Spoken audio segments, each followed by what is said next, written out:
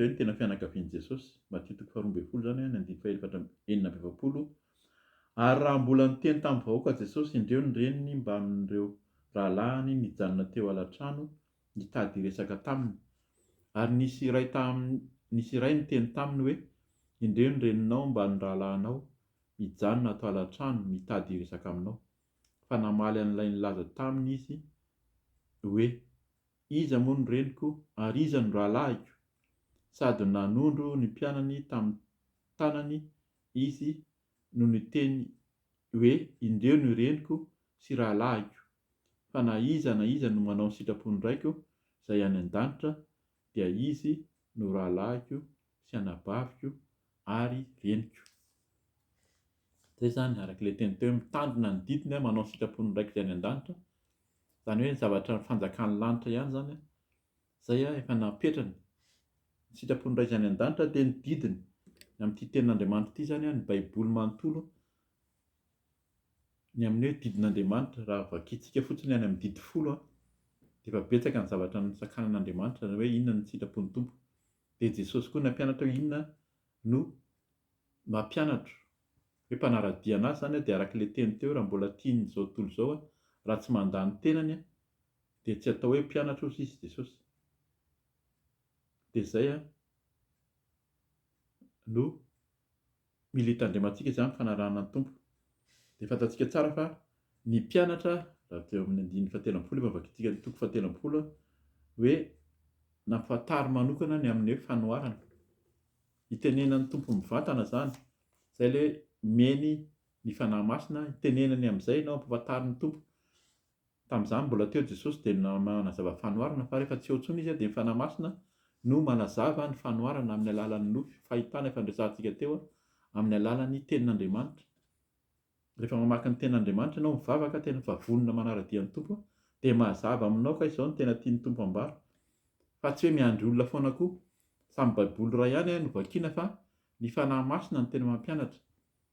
Maro ny hoe misy mitantana, misy mitarika, raha mbola tsy zatra zany, mbola tsy mizatra fa na tsy misy fampianarana, na tsisy mpampianatra ary ianao rehefa tonga ny fanahy masina mampianatra dia ny Tompo no mampiteny, mampahafantatra anao ny marina amin'izany.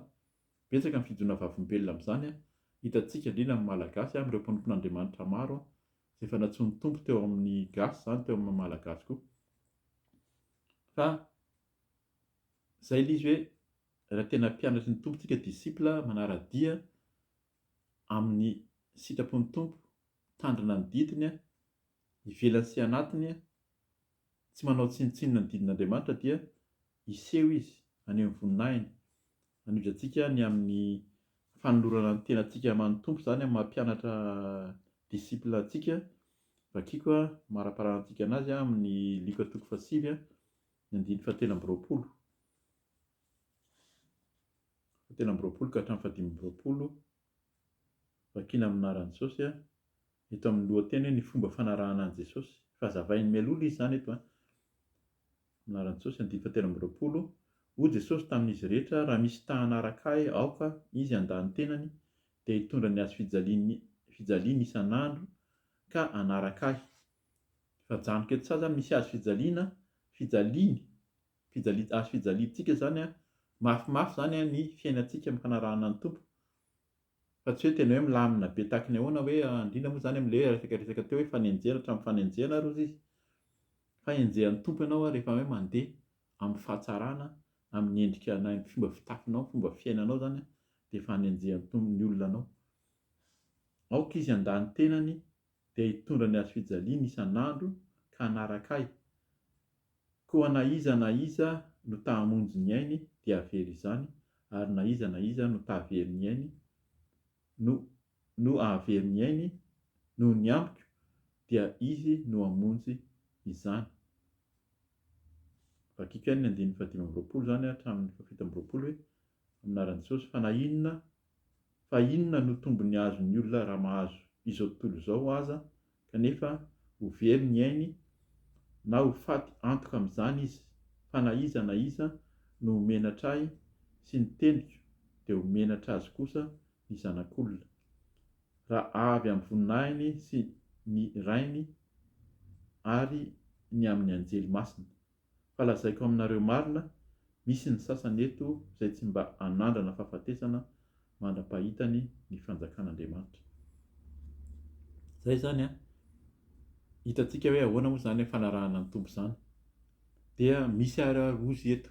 Jesosy moa zany tamin'izany mbola teo hoe tsy mandalo fahafatesana. Ny dikan'izany antsika zany mandeha amin'ny fahavelomana mandra-pahitantsika ny fanjakan'Andriamanitra. Averin'i Jesosy foana ny fanjakan'Andriamanitra. Fanjakan'Andriamanitra ny fanjakany lanitra ohatran'ny ahoana. Any ihany ny tantarain'i Jesosy, tsy fanjakany etỳ an-tany no imasoantsika fa ny fanjakan'Andriamanitra any an-danitra any. Ny ao amin'ny marika 7 maranantsika ny tenin'ny tompo amin'ny atao hoe ahoana moa zany hoe mpianatra zany manompo manetry tena fa tsy arak'ilay tenintsika hoe tsy mirehare, tsy tompona. Raha manomboka tompon'ny olona tsika dia na tsika ary mila mitandrina fa mety efa mivily amin'ny sitrapon'Andriamanitra. Marika 7 ny andininy 5:30.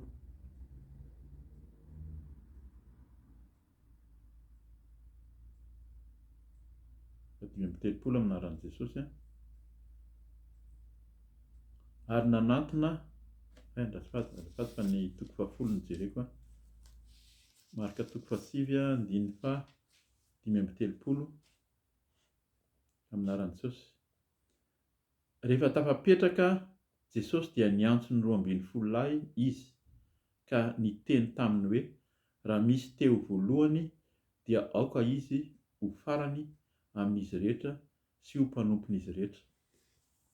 Hitantsika amin'izany fa mazava ny tenin'ny tompo raha teo voalohany amin'ny fanarahana ny tompo zany tsika dia tokony ho farany ozy izy.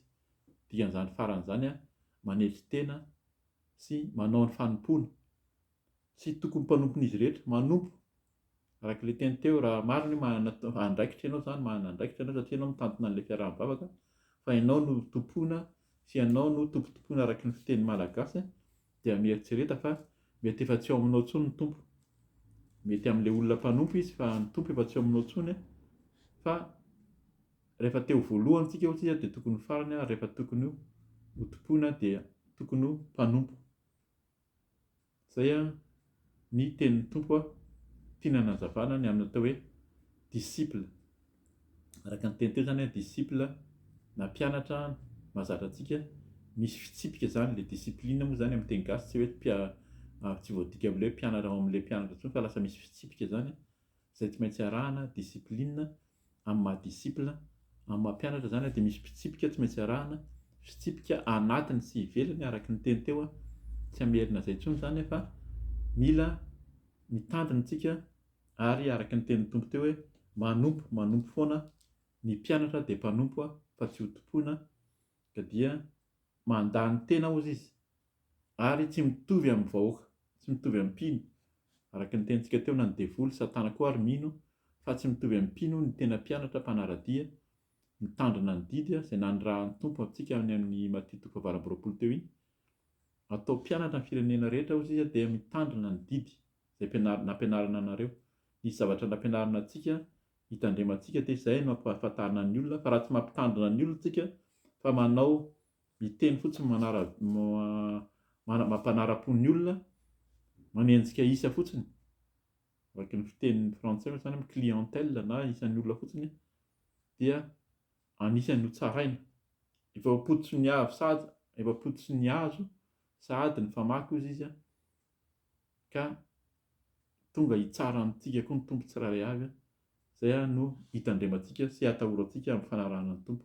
Ingany antsika mba tsy ho mpino fotsiny. Mpanaradia an' Jesosy dia ho roahana fa ilay mpanaradia ilay mpianatra tena mpanompo sy mankatony didy. Dia misaotra ny tompontsika ny teniny voninahitra ho an'Andriamanitra irery ihany dia raha mbola sitrapon'ny tompo izany dia mbola eo eto foana isika manao velomanao amin'ny anaran'i Jesosy. Alleluia. Amen.